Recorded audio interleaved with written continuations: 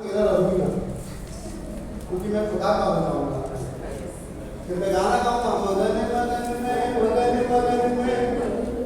तेरे प्यार में। फिर फोन भी कहेगा तू आजा रे तू आजा रे। रात कहीं ना मगन में मैं अपना सब भूल गया। जब आप अपना फोन खोलेंगे आपका फोन हैंग हो जाएगा क्योंकि उसमें 1,26,000 मैसेज होंगे जो आपने अनरीड छोड़े हुए। तो कहीं हमने बहुत ट्राई किया कांटेक्ट करने का, बट ये शायद चांद पर चला गया।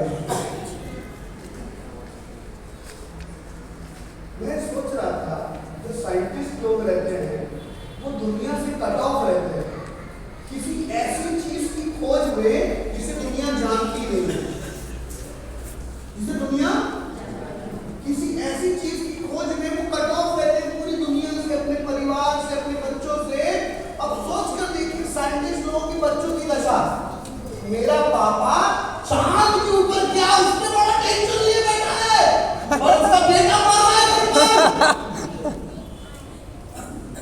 उधर क्या हो रहा है उसको बहुत टेंशन है।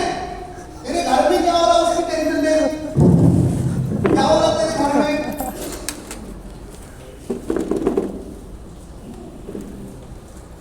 बहुत प्रॉब्लमैटिक लाइफ है। लोग उस अज्ञात चीज की खोज में लगे हुए हैं जिससे कुछ लाभ भी नहीं मिलने वाला। और बातें बताती है यहोवा की खोज में लगे रहो और वो अपने खोजने वालों को प्रतिफल देता है। हालेलुया। बोले वो अपने खोजने वालों को प्रतिफल देता है। तो ऐसी जगह खोज करो, ऐसी जगह जाओ, ऐसे को खोजो जिससे कुछ लाभ भी हो। बोला क्या फायदा? आई बात तो चांद पर कितने घंटे उससे आपको कुछ फर्क पड़ रहा नहीं। उसमें कौन सा यान चलता आपको तो फर्क पड़ रहा नहीं पड़ता। तब फिर भी कितने लोग खुश थे। ओ लैंड हो गया, लैंड हो गया। अरे भैया ऐसा लग रहा था तुम ही पे चले गए। कुछ नहीं फर्क पड़ा किसी को, बल्कि वो कितना डेंजरस है आपको भी नहीं पता। आने वाले समय में कितने लोग गूगल मैप को यूज करते हैं जूम करके। आपको पता है अब घर क्या, अब घर के आंगन में कौन सी गाड़ी खड़ी होगी दिखती ऊपर से। कुछ दिनों बाद आपके घर के अंदर भी दिखेगा क्या क्या हो रहा है। लोगों की प्राइवेसी खत्म करने के लिए सब चीजें किया जा रहा है कि कोई प्राइवेट लाइफ ना रहे लोगों की। वो भी खत्म हो जाएगा, उसके बाद तो खुदा ही मानेगा। हम लोग बहुत खुश हो, स्टेटस पे भी लगाते लोग बताते ये हुआ। कितने लोग वीडियो लगाते लाल समुद्र 2 भाग हो गया, रोज स्टेटस पे लगाते। 4 लोग देखेंगे तो उन्हें समझ आएगा कुछ तो हुआ था। ये नहीं लगाएंगे हम। एक भाई है, नाम नहीं लूंगा, मैं उनका स्टेटस पे जब भी मुझे मौका मिलता है मैं देखता हूँ, जानबूझ के देखता हूँ क्योंकि हर दिन या हर दूसरे दिन वो एक बाइबल की स्टोरी लगाते हैं वीडियो। तो देखता आज कौन सी कहानी लगाई होगी, तो मैं देखने के लिए जाता हूँ उनका स्टेटस खास। कुछ लोग के स्टेटस जानबूझ के ब्लॉक कर रखे हैं, इनका स्टेटस देखकर दिमाग खराब हो जाएगा मेरा क्योंकि उनका लाइफ आत्मिक है ही नहीं, पूरा शारीरिक है। फूट फूट के शरीर भरा हुआ उसके अंदर। प्रभु चाहता है कि हम ये पूछे प्रभु से कि हम तेरे लिए क्या करें और हम क्या करें। पहले हम खुद शारीरिक लोग शरीर पर मन लगाते हैं, आत्मिक लोग आत्मा की बातों पर। देखो शरीर पर मन लगाना वही लोग लगाते हैं जो शारीरिक है, और जो आत्मिक है वो आत्मा की बातों पर मन लगाते हैं। पिता शरीर पर मन लगाना तो मृत्यु है, परंतु आत्मा पर मन लगाना जीवन और शांति है। क्योंकि शरीर पर मन लगाना तो परमेश्वर से बैर रखना है। जितने लोग शरीर पर मन लगा रहे हैं वो परमेश्वर से बैर करने लगे, क्योंकि ना तो परमेश्वर की व्यवस्था के अधीन है और ना हो सकते हैं। क्योंकि जो शारीरिक दशा में है वो परमेश्वर को प्रसन्न नहीं कर सकता। मैं नहीं बोल रहा हूँ, जो शारीरिक दशा में है वो परमेश्वर को प्रसन्न लिखा है। परंतु जब भी परमेश्वर का आत्मा तुम्हें बसता है तो तुम शारीरिक दशा में नहीं परंतु आत्मिक, और यदि किसी में मसीह का आत्मा नहीं तो वो परमेश्वर का जन भी नहीं है, वो परमेश्वर का जन भी नहीं।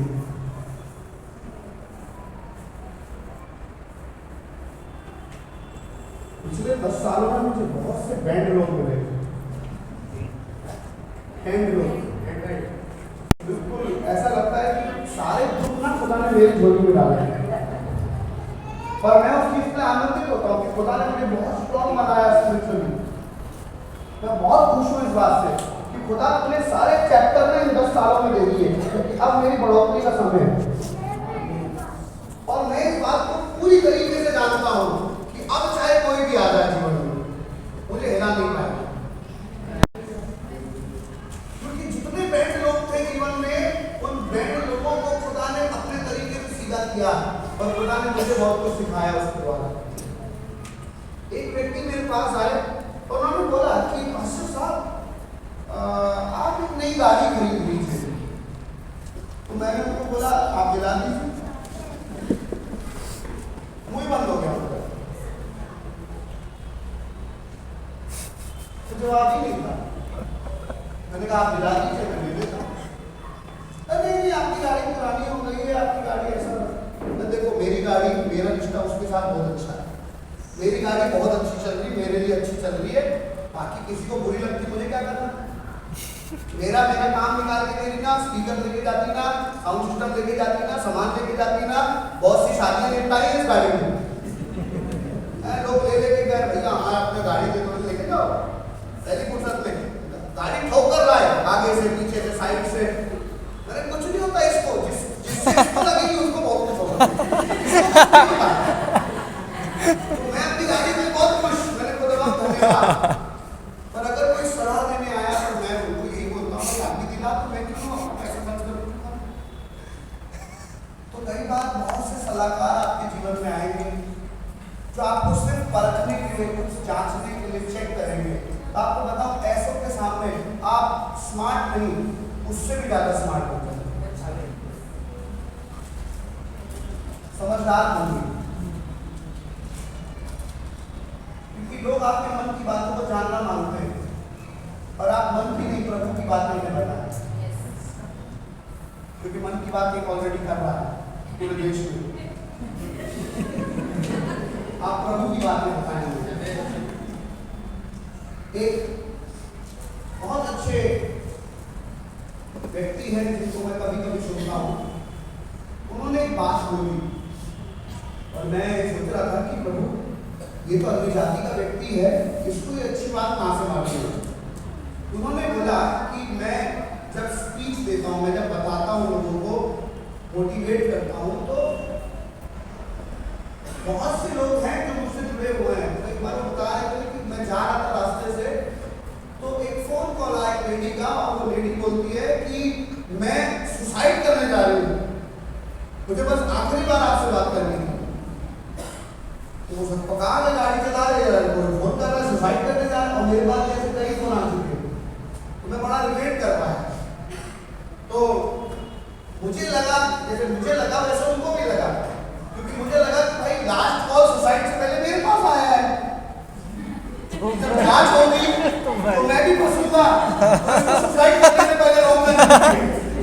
तो उन्होंने भी नहीं सोचा। तो वो एक रास्ते में जा रहे थे, जैसे अपने यहाँ से हम लोग अपने कर्मी चौक तक जाते हैं, तो रास्ते में जो इनकम टैक्स वाला जो एरिया है, ये वाला इनकम टैक्स है, कौन सा वाला टैक्स वाला जो एरिया है, तो वहाँ पर सिग्नल जाम हो जाते हैं। आपने एक्सपीरियंस किया कि नहीं पता नहीं, पर उस जगह पर नेटवर्क नहीं आते उतने एरिया में। तो उन्हें पता था कि आगे नेटवर्क नहीं आने वाले हैं, और वो बहुत इंपॉर्टेंट मीटिंग में जा रहे थे।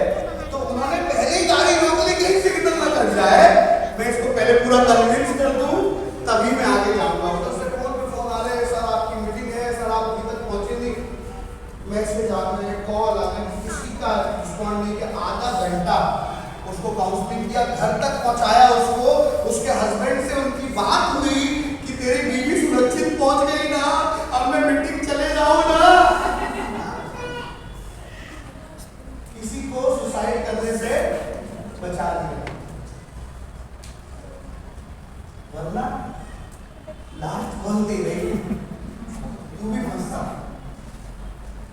एक व्यक्ति उनको फोन करता है कि सर मैं आपकी वीडियो सुनता हूँ, डायलिसिस होता है मेरा, 4 घंटे डायलिसिस चलता है, बहुत पेनफुल प्रोसेस है डायलिसिस, बहुत दुख से तकलीफ से होकर जाना पड़ता है, पर जब मैं आपकी वीडियो सुनता हूँ तो वो 4 घंटे कहाँ चले जाते हैं मुझे नहीं पता। तो 4 घंटे में आपकी बातें सुनकर मोटिवेट होता रहता हूँ और एक अच्छी बात मेरे जीवन को प्रेरित करती रहती है। हालेलुया। आपको पता है ये तो सांसारिक लोग हैं जिन्हें प्रभु के विषय में मालूम भी नहीं। आप जो आत्मिक हैं, आप जो प्रभु के विषय में जानते हैं, आप जो प्रभु के निकट हैं, आपके जीवन से आपको कैसी बातों के द्वारा दूसरों को प्रोत्साहित करना चाहिए, आप खुद सोचिए। हमें कई बार लगता है कि मेरी बातों से पता नहीं किसको क्या लाभ मिलने वाला है, पर मैं हमेशा सिक्के के 2 पहलू को सोचता हूँ। हो सकता है एक है जो सिय्योन के पत्थर से ठोकर खा रहा है और एक है जो आशीष पा रहा है। हो सकता है 4 लोगों को ठोकर पहुंच रही है और खुदा धन्यवाद 40 को तो आशीष मिल रही है, क्योंकि यीशु मसीह को कुछ चेले छोड़कर चले गए। इसका मतलब ये थोड़ी ना मेरा यीशु फ्लॉप हो गया, उसने उस 12 को तैयार किया जिन्होंने पूरी दुनिया में डंका बजाया यीशु के नाम से। मुझे इस बात की फिक्र करनी है कि ऐसे लोग तैयार हो जो ये कहें कि मैं क्या करूं, बोले मैं क्या करूं, सिर्फ ये ना कहें प्रभु तू मेरे लिए क्या करे, तू मेरे लिए क्या करे, नहीं बोले मैं क्या करूं। आमीन। आपको पता है यशाया कितने पेनफुल प्रोसेस से गया। यशाया पढ़े, यशाया 20 अध्याय उसके दूसरे पद को पढ़ ले। यशाया उसका 20 अध्याय और उसका दूसरा पद।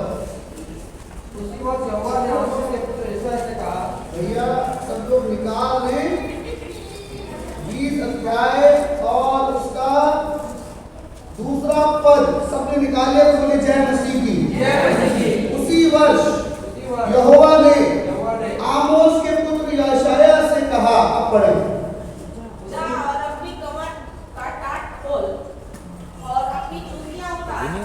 अतः उसने वैसा ही किया और वह नंगा और नंगे पांव घूमता फिरता रहा। क्या लिखा है? वो नंगा और नंगे पांव घूमता फिरता। ये कौन है? ये कौन है? यशायाह। मैं सोच रहा था थोड़ा बार, तूने इतने बड़े खादिम को नंगा घूमने के लिए बोला।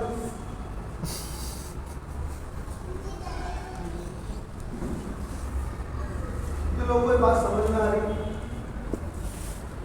क्या लिखा है वहां? खुदा ने कहा अपना टाट खोल ले और उसने जूतियां उतार ले, और उसने वैसा ही किया। उसने वैसा ही किया। ये जो शब्द है ना, उसने वैसा ही किया, मेरे दिमाग से बाहर ही है। खुदा मुझसे बोले मैं नहीं करूंगा बाबा, मैं सच बता रहा हूं, मैं नहीं कर सकता ये काम। आप कर सकते हैं? परेशान नहीं किया। बोलिए हर एक चीज एक खास मकसद से बनाई गई है। जो संघर्ष मैं झेल रहा हूं शायद आप नहीं झेल सकते। जो संघर्ष यशायाह ने किया शायद मैं नहीं कर सकता, पर अपने जीवन के मकसद को ढूंढिए। बोले मेरे जीवन का मकसद मैं नहीं भूलूंगा। यशायाह को खुदा ने बोला, क्या बोला? अपना टाट उतार, अपनी जूती उतार, नंगा होकर, लिखा वो नंगा होकर घूमता। क्यों? यशायाह से कुछ गलती हुई थी क्या? आपने पढ़ा है इस पद को? यशायाह से कुछ गलती हुई थी क्या कि यशायाह को सजा मिली कि तू नंगा घूमेगा सब लोगों के सामने? यशायाह से कोई गलती नहीं हुई है सर। मुझे तो समझ में नहीं आ रहा खुदा, कितना कठिन बात है ये कि दूसरों को सिखाने के लिए तुमने अपने दास को नंगा कर दिया। पढ़े आगे क्या लिखा है? तब यहोवा ने कहा, जिस प्रकार मेरा दास यशायाह 3 वर्ष से कितने 3 वर्ष से 3 वर्ष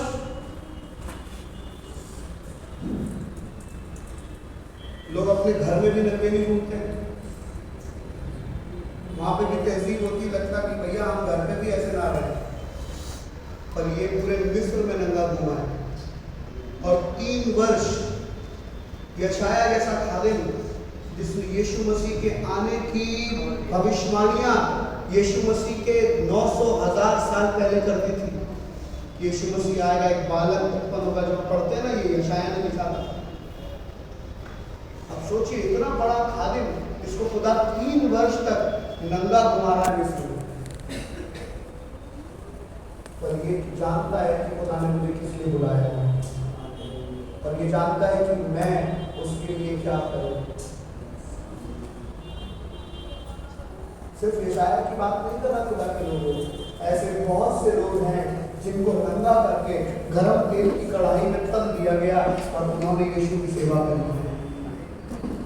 ऐसे बहुत से लोग हैं जिनके सर कलम कर दिए गए और उन्होंने यीशु की सेवा करी। ऐसे बहुत से लोग हैं जो दुखों और पीड़ाओं से होकर गए। जरूर जानिए बाइबल का कौन सा पात्र उन्होंने सिर्फ प्राप्त नहीं किया यीशु से, पर यीशु के राज्य के लिए अपना सब कुछ अर्पण कर दिया। 3 वर्ष की कड़ी तपस्या से गुजरता है। दास को हम लोग नाम को बुलाना मांग रहे हैं। मैं आपको सच बताऊं, उनके कलीसिया के मार्टर्स तैयार किए जाते हैं, वो लोग जो शहीद होने तक तैयार हैं मसीह के लिए। उन लोगों की स्पेशल ट्रेनिंग होती है, उनकी क्लासेस होती है, उसकी उनको वैसा फिजिकल ताड़नाओं से होकर गुजरना पड़ता है।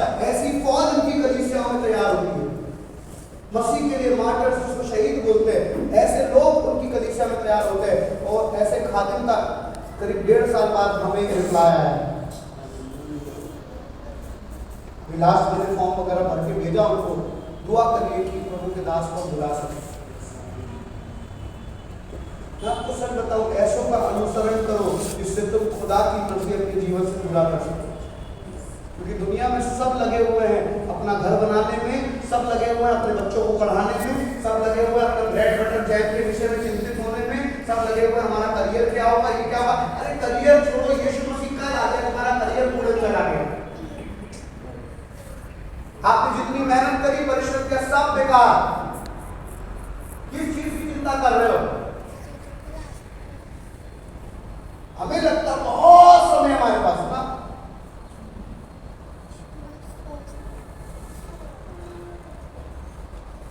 कुछ भी समय नहीं हमारे पास। जब मैं सुनता हूँ कलीसिया में ऐसी फालतू चीजें जो मतलब ना उनका सर ना पैर, जिन बातों से किसी से कुछ लाभ नहीं होने वाला। मैं अगर सर बताऊं, मैं अगर 60 साल का होता तो मैं एक लपाड़ मार देता, मैं थप्पड़ ही मारना सीधा ऐसे लोगों को। अगर मैं बुजुर्ग अवस्था में होता, अभी मैं जवान हूं ना, तो मैं आपसे छोटा पड़ जाता। बहुत से लोग मुझसे बहुत बड़े हैं, और अगर आत्मिक पिता की बात करूं तो मैं आत्मिक पिता होता तो आत्मिक तरीके से इतना मारता कि लोग सीधे हो जाते। पौलुस पता है क्या होता है? अब मुझे लगता है मुझे तुम्हें किसी और ही रीति से समझाना पड़ेगा। ये बात पौलुस ने लिखी। किसी और ही रीति का मतलब समझते हैं आप? कान हेटने पड़ेंगे लगता है, मारना ही पड़ेगा आपको, तो लगता समझ में नहीं आएगी तुम्हें सीधी सीधी बात। बाइबल में हर चीज क्लियर से लिखी है, उसके बाद भी हम लोग भूल जाते हैं कि हमें क्या करना है। वो कहता है कि मैं क्या करूं। दुनिया में सब पूछ रहे हैं खुदा से, प्रभु तू मेरे लिए क्या करेगा?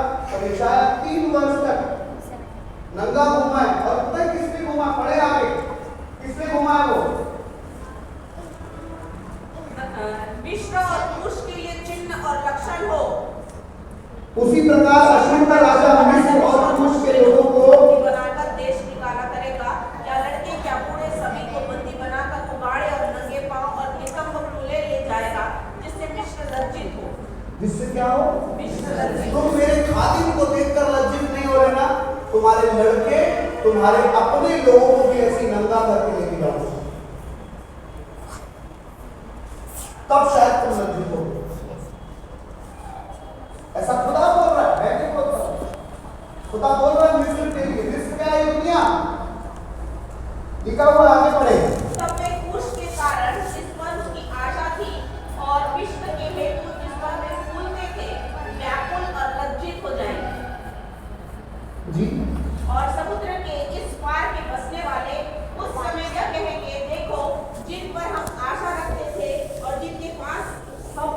उनके राजा से बचने के लिए भागने को थे, उनकी ऐसी दशा हो गई, तो फिर हम लोगों कैसे तो हम लोग कैसे बचेंगे? इन्हें सिर्फ इस बात की चिंता है कि हम बचे कैसे, और ये बात भूल जाते हैं हम कि खुदा सिर्फ इस बात पर निर्भर नहीं कि आप बचेंगे या आप जीवन यापन करेंगे या आप कुछ दिन जमीन पर बैठकर बिताएंगे।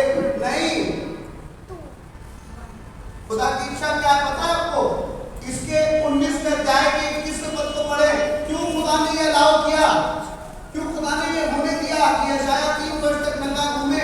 21वें पद को पढ़े, क्या लिखा है? तब यहोवा अपने आप को मिस्रियों पर प्रकट करेगा खुदा और मिस्री उस 20वें पद से पढ़े, 20वें पद से पढ़े और बेहतर समझ में आएगा। और मिस्र देश में सेनाओं के यहोवा के लिए चिन्ह और साक्षी ठहरेगा जी, और जब वे अंधेर करने वालों के कारण यहोवा की दुहाई देंगे, हाँ, तब वह उनके पास एक उद्धारकर्ता और एक रक्षक भेजेगा और वो उन्हें क्या करेगा? मुक्त करेगा। यीशु मसीह के विषय में तब भी यशायाह बता रहा था कि उनके पास एक उद्धारकर्ता और एक रक्षक को भेजा जाएगा। और पता है क्या लिखा? तब यहोवा अपने उस समय आप मिस्रियों पर प्रकट और मिस्र उस समय यहोवा को पहचानेंगे और मेरी बलि और अन्य बलि चढ़ाकर उसकी उपासना करेंगे और यहोवा के लिए मन्नत मानकर पूरी भी। यहोवा मिस्रियों को मारेगा, वो मारेगा और चंगा, और वो यहोवा की ओर फिरेंगे और वो उनकी मिट्टी सुनकर उनको। खुदा की इच्छा क्या है? कि वो बचा ले। खुदा की इच्छा क्या है? कि वो छुड़ा ले। खुदा की इच्छा क्या है? कि तुम आत्मिक नंगेपन से बाहर आ जाओ। खुदा ये नहीं कह रहा है कि अब तुम्हें नंगा होकर घूमना है, पर खुदा इस बात को बताता है प्रकाशित वाक्य की किताब में भी कि तुम नंगे हो। मुझे आपको समझना है कि अगर मेरे जीवन से उसकी इच्छा पूरी नहीं हो रही है और मैं खुदा से नहीं पूछ रहा हूं कि खुदा मैं तेरे लिए क्या करूं, तो सबसे कठिन बात है जो मैंने अपने जीवन के लिए खुदा से पूछा ही नहीं।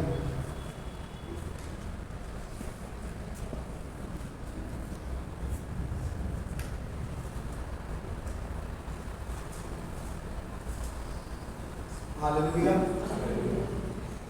बिना सॉक्स के जूते पहन लो चलेगा, बिना पवित्र आत्मा के मसीह जीवन जीना बहुत मुश्किल है।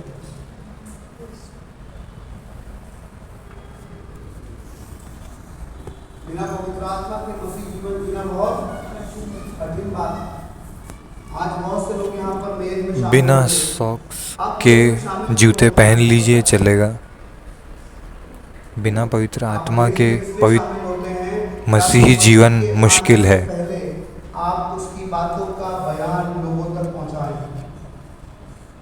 आप उसकी बातों को लोगों पर जाहिर करें, आप उसके आने का प्रचार करें, आप यीशु मसीह के गवाह ठहरें। और कितने लोग ऐसा करते हैं?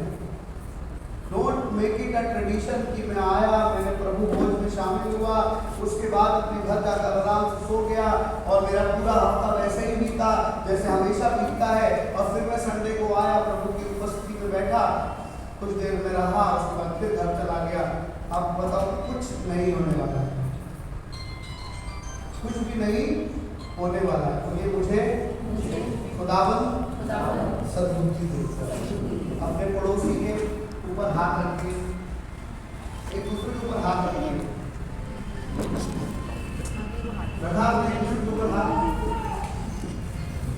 बोलिए, खुदा जैसे तू मुझे बुद्धि देगा ऐसे धर्म भैया को भी कि हम ये मालूम करें, आगे के लिए कि हम ये मालूम करें तेरी इच्छा हमारे लिए क्या है, हम क्या करें।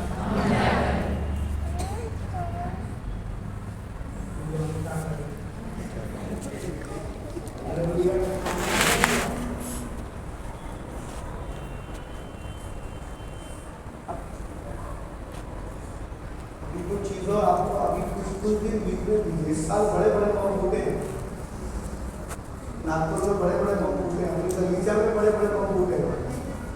आमूल वाली बात नहीं है बेटा, इनको पता नहीं क्या हुआ। जिन पर आपका तवक्कुल है ना, वही लोग आपके खंजर बिल्कुल धोखा देने वाले जो स्पिरिट है ना, वो कलीसिया में काम कर रही है, आपको पता भी नहीं चलेगा। मैं सिर्फ इस कलीसिया की बात नहीं कर रहा, पूरे नागपुर की कलीसियाओं की बात कर रहा हूँ। लोग इतने बुरे समय को देखने वाले 2024 में, इसकी कोई हद नहीं है। और अगर आप स्पिरिचुअली प्रिपेयर्ड नहीं रहे तो आंसू बहाने के अलावा कोई रास्ता नहीं होगा, कोई रास्ता नहीं होगा। जरूर सुनिए अगर आपको मेरी पूरे बात पर नागपुर की विश्वास कलीसिया नहीं के लिए तो आप पास्टर बड़े अनूप सिंह ने क्या सुनिएगा, कहा। जिन्होंने इस साल की प्रोफेसी की है।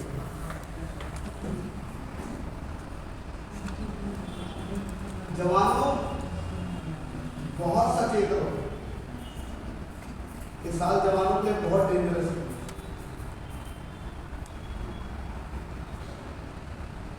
खुदा ना करे वो प्रोफेसी जो बड़े बड़े दासों ने की है, जो खुदा ने उन्हें बताया वो सच हो,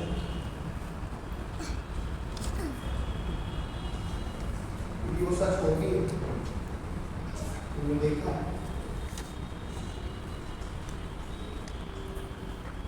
आपको बताऊंगा नहीं, बोलूंगा भी नहीं तो क्या बोलूंगा। बहुत खतरनाक है, आपको स्पिरिचुअली बहुत मजबूत होना है। छोड़ दो फालतू की चीजें, जिन चीजों से कोई फायदा नहीं है, सिर्फ खुदा में पढ़ो, खुदा से प्यार धोखा करो, देने की खुदा की सेवा आत्मा करो। कलीसियाओं में काम कर रही है। माँ बाप से रिक्वेस्ट करता हूँ अपने बच्चों को खुदा के निकट जाने दो। देने वाली आत्मा और कोई चीज कलीसिया आप जीवन भर उन्हें पकड़कर बैठ सकते हैं, आप बैठिए, और आपके जाने के बाद आप क्या पकड़ेंगे और क्या छोड़ेंगे।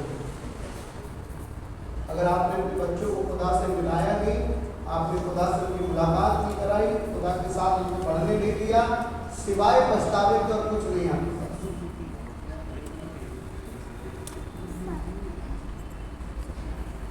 ऐसे ऐसे सवाल ये पूछता है, मैं जरा खुदा बाप कौन ज्ञानी मेरे घर में पैदा हो गया। ऐसे ऐसे सवाल पूछ लेता है कि मुझे बाइबल खोल कर उसे समझाना पड़ता है।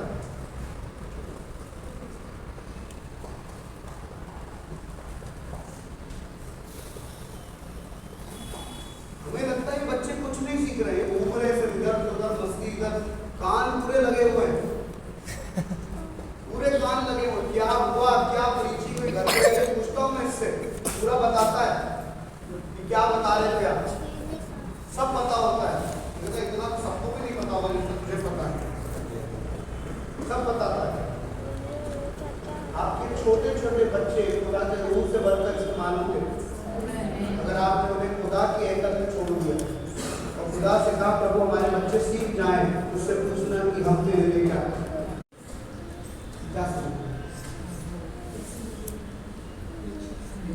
वचन सुना है,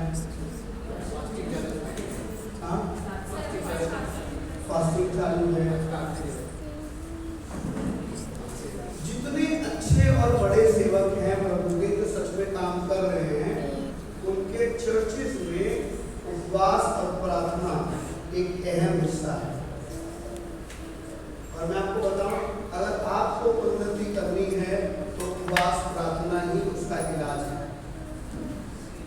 और कोई इलाज। साल की शुरुआत है, शुरुआत में ही मान लो बुधवार मुझे साल की शुरुआत बेहतर